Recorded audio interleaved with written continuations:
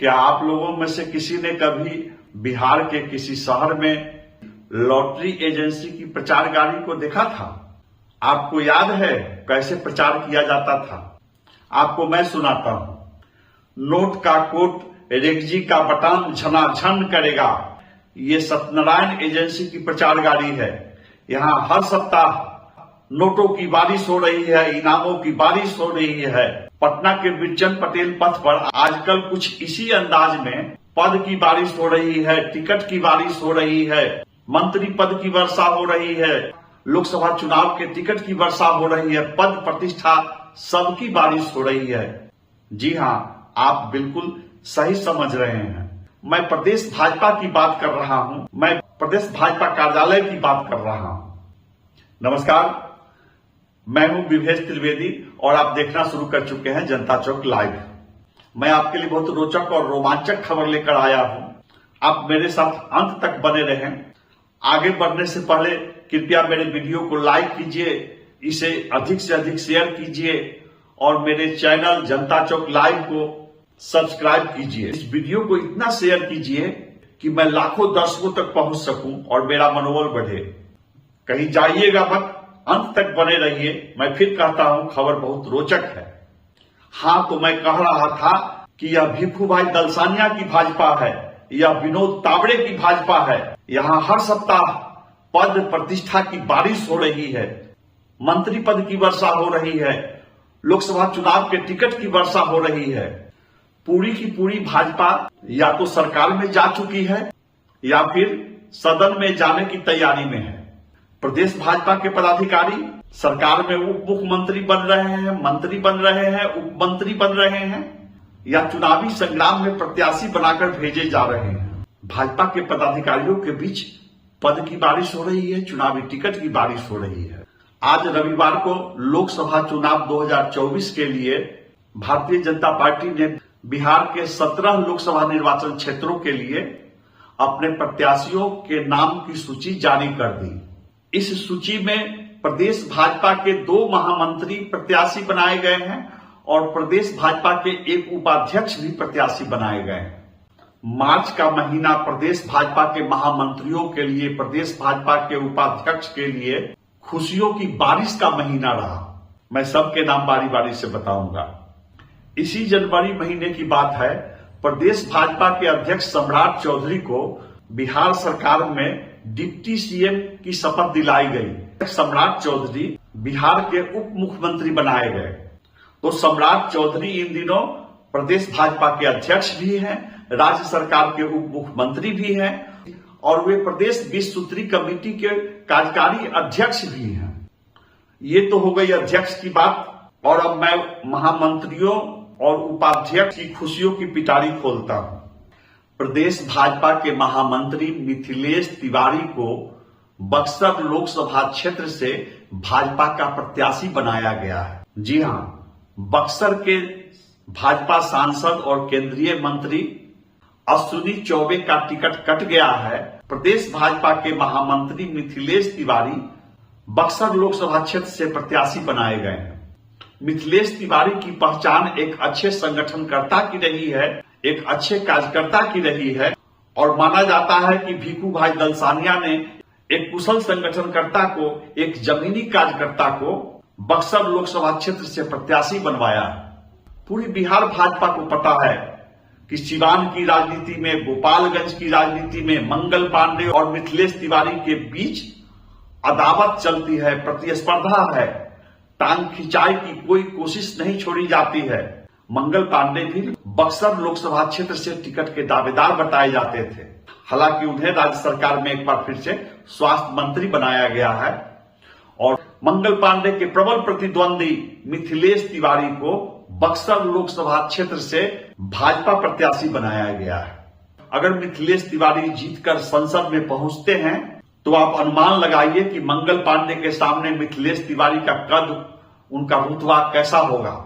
सबको पता है कि मंगल पांडे आज तक जनता के बीच जाकर कोई भी चुनाव नहीं जीत सके हैं। मंगल पांडे कभी बिहार विधानसभा का चुनाव नहीं जीते हैं।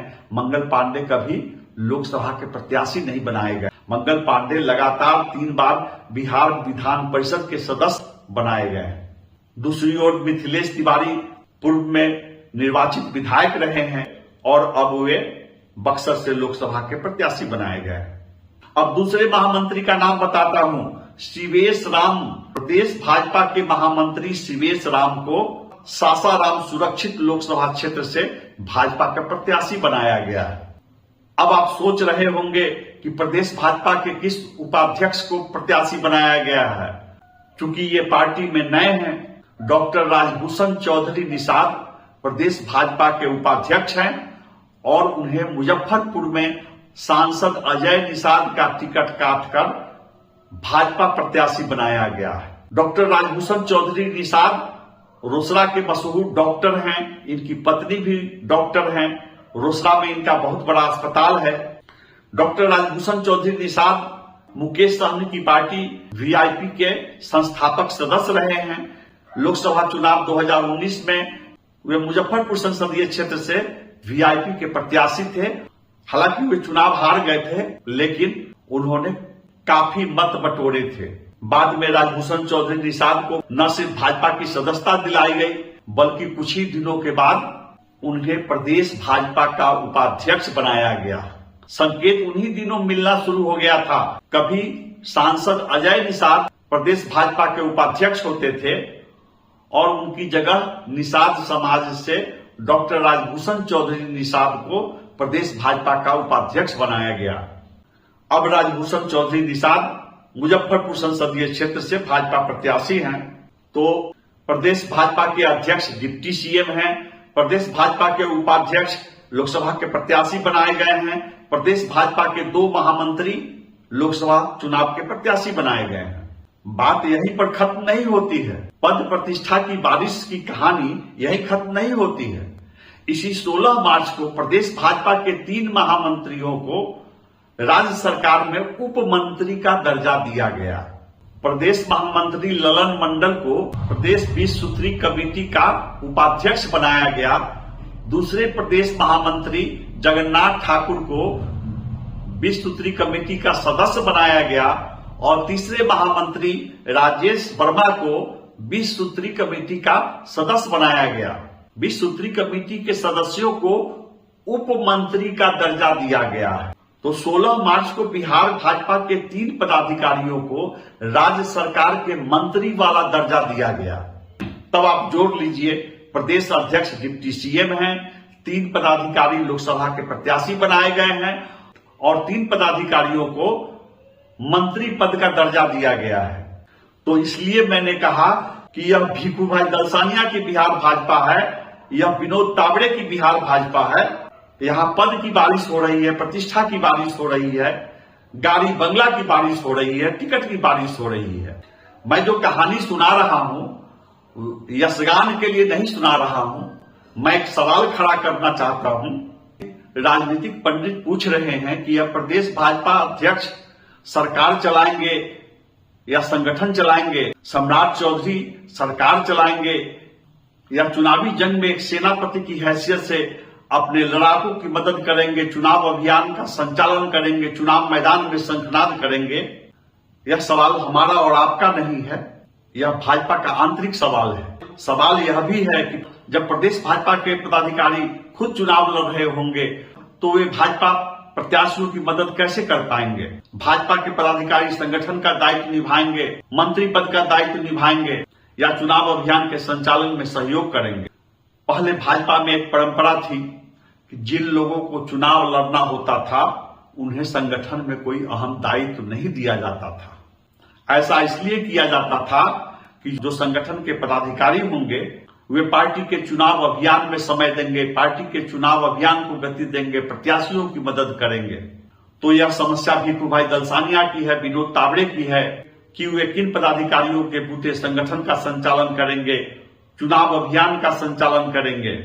जिस भाजपा के अध्यक्ष राज्य सरकार में उप मुख्यमंत्री हैं, 20 सूत्री के कार्यकारी अध्यक्ष हैं, जिस भाजपा के 3 पदाधिकारी लोकसभा चुनाव लड़ेंगे, जिस भाजपा के 3 पदाधिकारी उप मंत्री का दर्जा पा चुके हैं, तो पार्टी की नीतियों को जमीन पर कौन उतारेगा, कार्यकर्ताओं को गोलबंद कौन करेगा, कार्यकर्ताओं में जोश पैदा कौन करेगा और पार्टी की नीतियों को, पार्टी की कार्य योजना को चुनाव के दौरान जमीन पर कौन उतारेगा। लोकसभा चुनाव की अधिसूचना जारी हो चुकी है। 1 साल बाद बिहार विधानसभा का चुनाव होना है और भाजपा के पदाधिकारी पद प्रतिष्ठा की बारिश में नहा रहे हैं। यूं कहिए कि सत्ता की बहती गंगा में डुबकी लगा रहे हैं। जितनी तेजी से भाजपा के पदाधिकारियों की तरक्की हो रही है, उतनी तेजी से देश दुनिया की किसी कंपनी में किसी को प्रमोशन नहीं मिलता है, किसी को प्रोन्नति नहीं मिलती है। आप मेरी बातों पर भरोसा नहीं कीजिए, आप नाम सुन लीजिए। सम्राट चौधरी दूसरे दल से आए थे, उन्हें भाजपा कोटे से बिहार विधान परिषद का सदस्य बनाया जाता है, भाजपा विधान परिषद दल के नेता बनाए जाते हैं। फिर सम्राट चौधरी प्रदेश अध्यक्ष बनाए जाते हैं, सम्राट चौधरी डिप्टी सीएम बनाए जाते हैं, सम्राट चौधरी विस्तृति के कार्यकारी अध्यक्ष बनाए जाते हैं।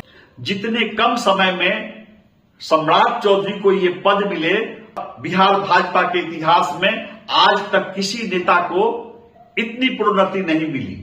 अब मैं नाम बताता हूं विजय सिन्हा का। विजय सिन्हा बिहार विधानसभा के अध्यक्ष बनाए गए, वे विधानसभा में विधायक दल के नेता बनाए गए और फिर विजय सिन्हा राज्य सरकार में उप मुख्यमंत्री बनाए गए। तो विजय सिन्हा की भी किस्मत छप्पर फाड़ कर बोल रही है। दनादन प्रमोशन पाते चले गए विजय सिन्हा। यह बात और है कि उनकी खींचतान की वजह से राज्य सरकार में भूमिहारों का पत्ता साफ कर दिया गया। अब तीसरा नाम राजभूषण चौधरी निषाद, वीआईपी से आए, उन्हें प्रदेश भाजपा का उपाध्यक्ष बनाया गया और अभी उन्हें मुजफ्फरपुर लोकसभा क्षेत्र से भाजपा प्रत्याशी बनाया गया है। आप सोच रहे होंगे कि क्या इससे देव दुर्लभ कार्यकर्ताओं में निराशा नहीं होगी? ऐसा कुछ नहीं है। भाजपा के कार्यकर्ताओं को भी पता नहीं होता है कि वास्तव में उन्हें सदस्य बनाया गया है कि नहीं, वे सक्रिय सदस्य हैं भी या नहीं है। वह जमाना बीत गया जब घर घर जाकर सदस्य बनाए जाते थे और फिर सक्रिय सदस्य बनाए जाते थे। अब तो सुनते हैं कि मोबाइल के मिस्ड कॉल पर ही सदस्यता अभियान चला लिया जाता है। प्रदेश भाजपा की कोई कार्य समिति नहीं बनी है और प्रदेश कार्य समिति की जरूरत भी नहीं है। कार्य समिति वह बॉडी होती है जो पार्टी की नीतियां तय करती है, आगामी रणनीति तय करती है। अब ये सारे काम बड़ी बड़ी कंपनियां कर रही है, चुनावी रणनीतिकार कर रहे हैं। आपने सुना होगा प्रशांत किशोर का नाम, वे भी कभी चुनावी रणनीतिकार हुआ करते थे। हालांकि वे खुद अब राजनीति के मैदान में हैं, लेकिन देश में इस तरह की दर्जनों ऐसी कंपनियां हैं जो अलग अलग दलों के लिए रणनीति बनाती है, कार्य योजना बनाती है, कार्यकर्ताओं के लिए, पदाधिकारियों के लिए गतिविधियां तय करती है। तो अब कार्यक्रम बनाने के लिए और कार्यक्रम को जमीन पर उतारने के लिए प्रदेश कार्य समिति की जरूरत नहीं है, कार्यकर्ताओं की जरूरत नहीं है। मेरे सूत्रों का कहना है कि भाजपा की कार्य योजना बनाने में, भाजपा की रणनीति बनाने में 1-2 हजार नहीं, पूरे देश भर में 34,000 से अधिक कामगार लगे हुए हैं। ये अलग अलग कंपनियों के हैं, कोई सर्वे कर रहे हैं, कोई समीक्षा कर रहे हैं, कोई आंकड़ों का विश्लेषण कर रहे हैं और आंकड़ों के विश्लेषण के आधार पर चुनावी रणनीति बना रहे हैं। तो जिसे कल तक देव दुर्लभ कार्यकर्ता कहा जाता था, वे बस अब दिखावे के लिए हैं। उनका काम कोई कंपनी कर रही है। तो आप मेरे साथ बने रहिए। मैं इसी तरह नवीनतम घटनाक्रम पर आधारित रोचक खबरें लेकर आपके बीच आता रहूंगा। कृपया मेरे वीडियो को लाइक कीजिए और इसे खूब शेयर कीजिए। मेरे चैनल जनता चौक लाइव को सब्सक्राइब कीजिए।